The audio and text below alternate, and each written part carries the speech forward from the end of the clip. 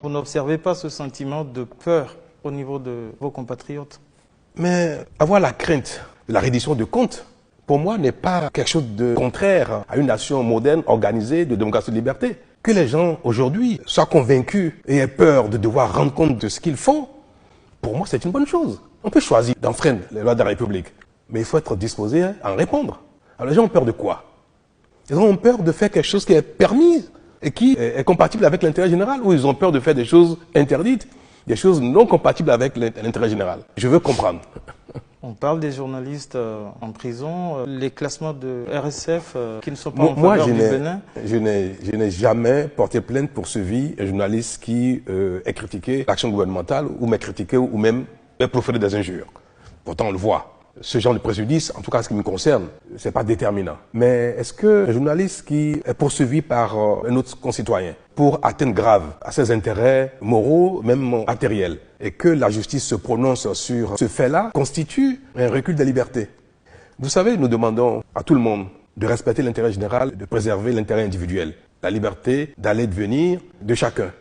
Mais est-ce que quand l'agent de police commet des choses reprochables, il ne rend pas compte de cela? Est-ce que l'instituteur qui a pris un sac de riz dans le stock de la cantine de ses enfants, aujourd'hui ne répond pas de ce qu'il fait?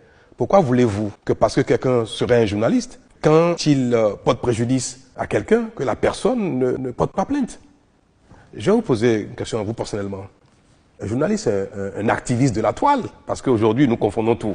On confond les activistes de la toile avec les journalistes, c'est devenu aujourd'hui notre réalité. Quelqu'un prend votre image, manipule l'image et vous présente dans une position compromettante. Donnez la preuve que vous avez une relation extra-conjugale. Vraiment faire de la manipulation d'image. Diffuse cela. Cela peut faire exploser votre ménage. Cela peut vous porter des préjudices irréparables. Est-ce que si vous portez plainte et que la justice sanctionne ce fait-là, est un recul de liberté de presse?